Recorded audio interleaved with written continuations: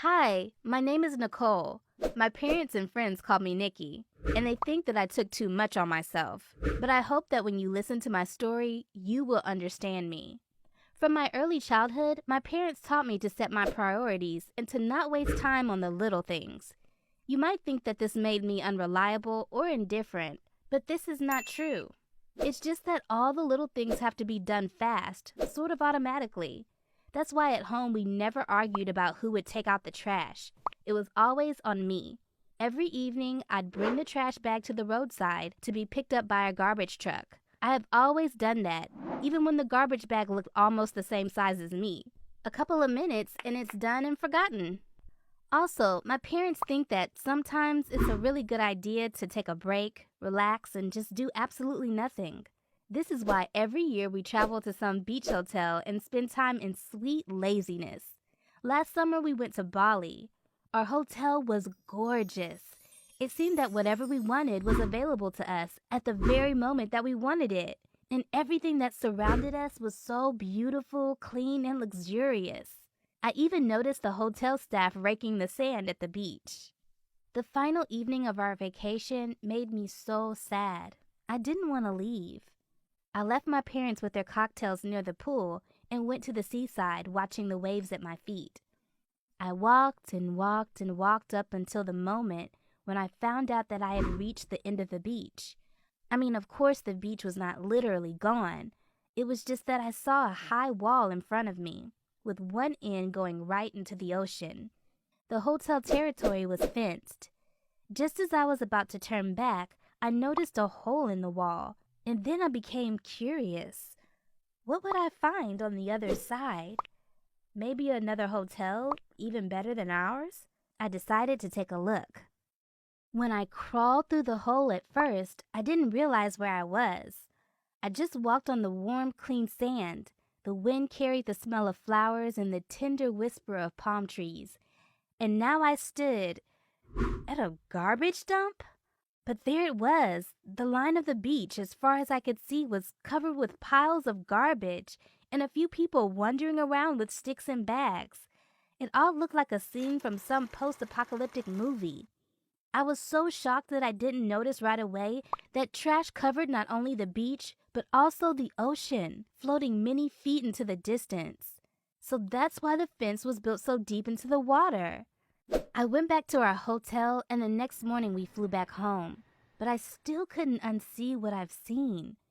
And when I finally got access to my laptop, I spent almost all night reading articles about garbage in the oceans. I was devastated by what I learned.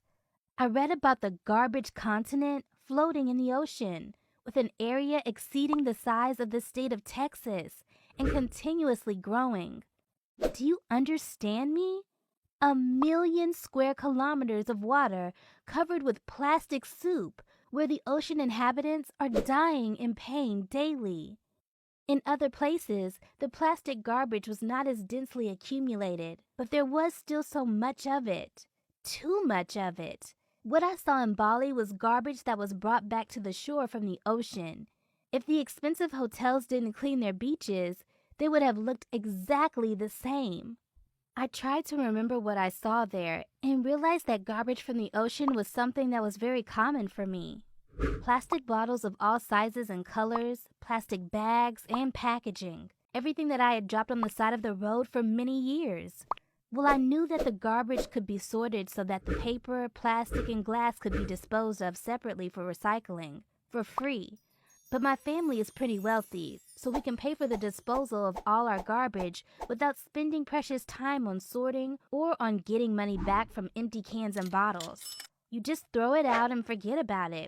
That's how I always saw it. It was late at night, but I wandered around my house, looking at so many things with new eyes. So many plastic bottles in the bathroom. And when the lotion or liquid soap runs out, they'll go to the garbage bag. Plastic clothing covers from the dry cleaner. I was always fond of hanging clean, pleasant-smelling clothing in the walk-in closet. And, of course, trash bags. When I finally went to sleep, I had a nightmare. I was carrying a garbage bag and thinking about something else. Then I realized that the bag had become much bigger. In a couple of moments, I couldn't even move it. and it just grew larger and larger, transforming into an enormous monster, eating sea creatures and birds, opening its maw to eat the whole planet. And there was nobody to stop it. The next day, I went to school feeling miserable and lonely. I knew that we had an ecology club, but I was never interested in it. I thought they were simply talking about some global problems like air pollution with industrial waste, and that it had nothing to do with me. But when I approached their stand, I saw the same pictures that shocked me last night. I was just passing by them every day. I felt terribly ashamed, but at the same time, I was relieved. I was not alone. Now I am one of the activists in our ecology club. My parents and friends laughed about me and think that this too will pass, and that I will stop paying attention to the little things, like buying one more plastic bottle with water that's just going to be thrown away after a couple of sips. But you know, I don't think that this is a